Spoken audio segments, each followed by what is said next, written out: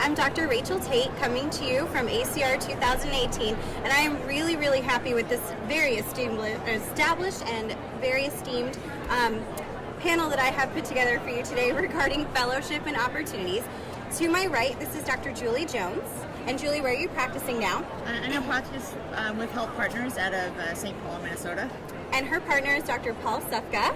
Hi, I'm also from Health Partners in St. Paul, Minnesota. And then one of my favorite people, Dr. Catherine Dow.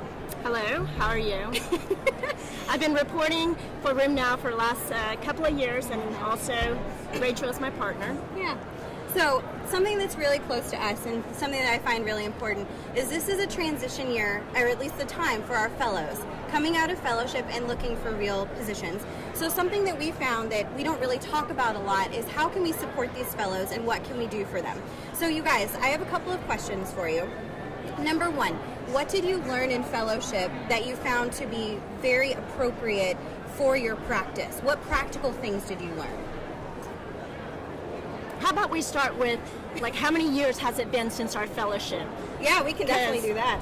Because, you know, I finished my fellowship in 2004, so that was 14 years ago. And things have changed so much in the practice climate. Things that, you know, just surprises me in terms of coding, insurance, Medicare requirements, MIPS, macro. I mean, it just blows my mind away. And thankfully, we have Rachel because she's our, like, basically what I consider my next generation techie in all of this. So, and Paul, how long have you been out of fellowship? I'm 7 or 8 years out of fellowship at this point.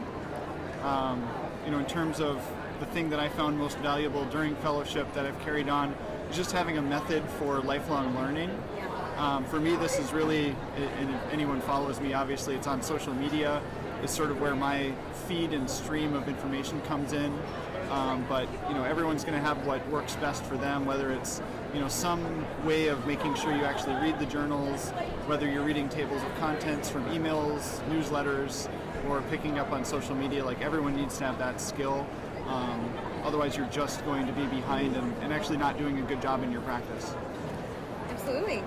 I think Paul stole my answer, so that's one of the reasons I probably chose to go to work at his group.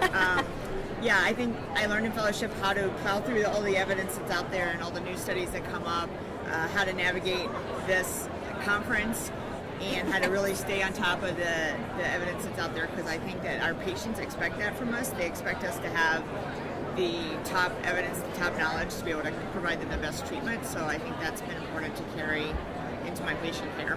Well, and Julie has been out for how many years? Oh yeah, I've been out for 3 years now, a little over 3. Yeah. So I think our experience is different on multiple levels.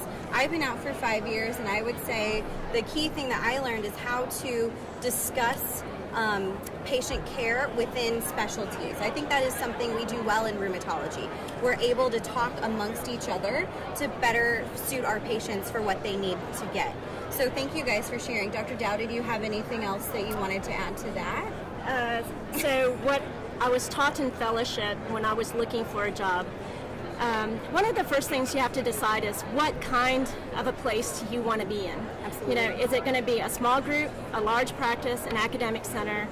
What do you want to incorporate into your practice? And for me, I have basically the best of all worlds. I have my cake and I get to eat it too. I do academic, I do research, I teach, as well as being able to care for my patients. But when I started looking for a job, I remember that I attended several different practice seminars about how to start your own employment or to join a group. And the two things that they emphasized is, one, make sure you always have tail coverage on your malpractice, because you can carry it with you. Basically, once you finish your end of your term, then, you know, the malpractice coverage is going to cover the last 2 years that you were in practice. And two is make sure in your contract you always negotiate about the non-compete clause. In Texas, it's the right to work state. So in a way, you can, even if you've already signed the contract and it says you can't practice in a place that's more within 5 miles of how the crow flies, that's always negotiable because of our own state laws. So those are the two things that, you know, I learned, and I don't know if that's been applicable to anybody else. Yeah, I mean, just, you know, one of the things I was going to mention is, as people are entering practice, right as they finish fellowship, you probably don't realize you have more negotiating power with your practice than you would ever realize. You kind of realize this as you get a few years out. So one thing is people are never really trained on how to negotiate. You have to sort of go out on a limb and teach yourself these kind of things.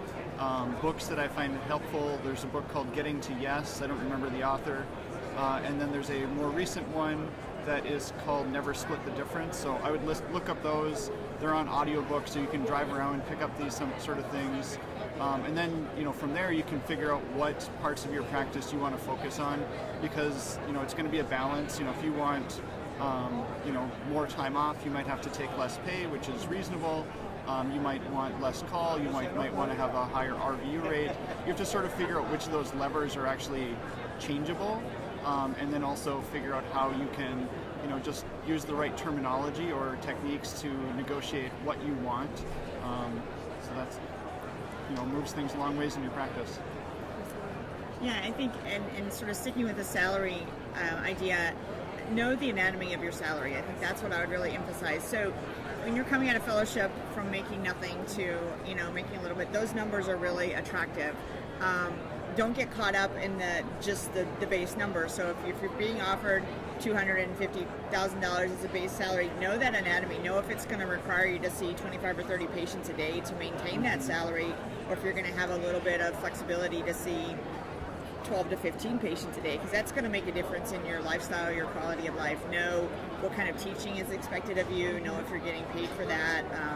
Just be aware of the anatomy of your salary and figure in those fringe benefits as well. So like Paul said, negotiate for better PTO if you want better PTO. Negotiate for more CME if you think that's important.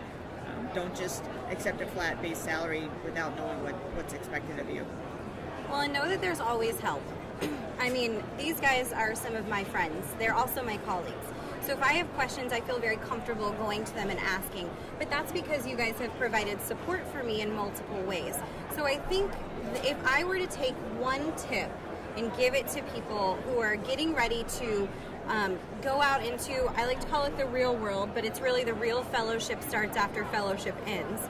I would say that the key thing is know that you have support and know that you know what you don't want. So when you're looking for things that you do want, you don't have to fit a certain mold. You can hopefully mold that experience to you.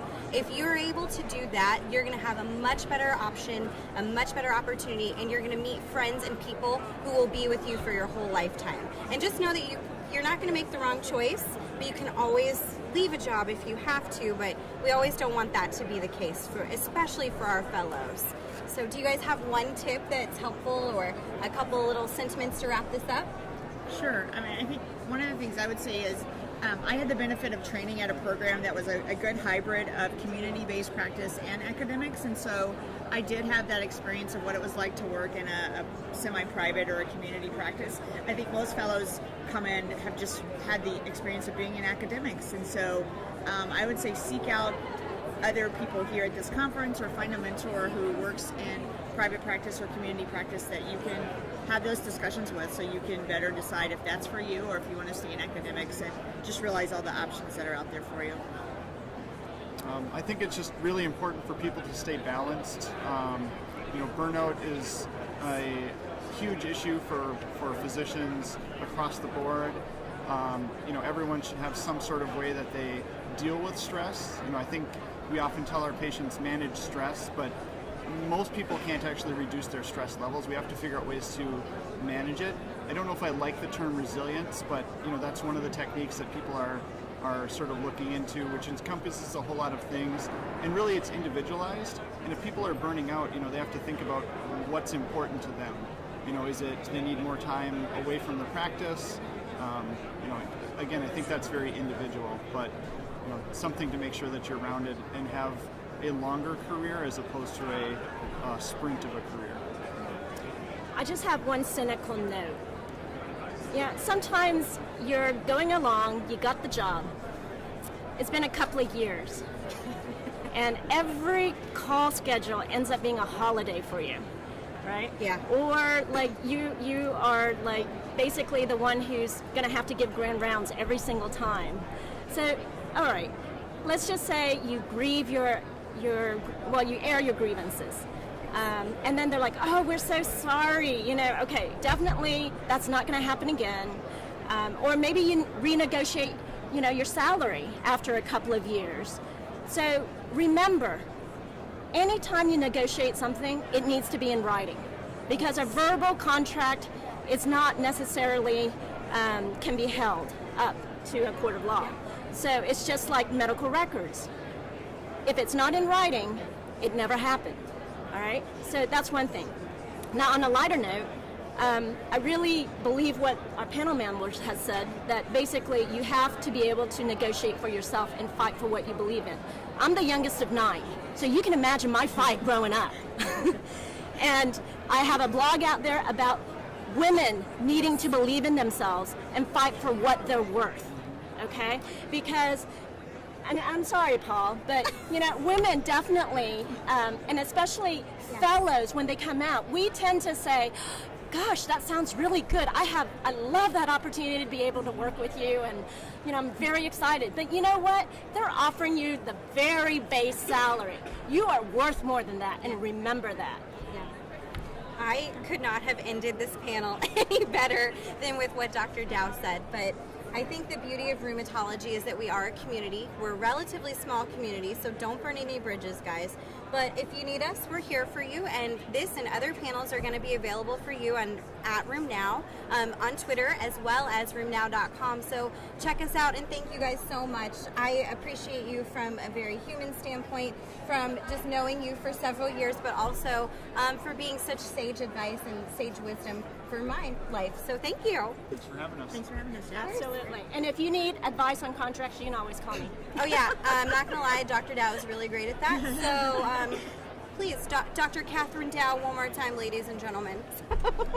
Thanks, guys. Thank you.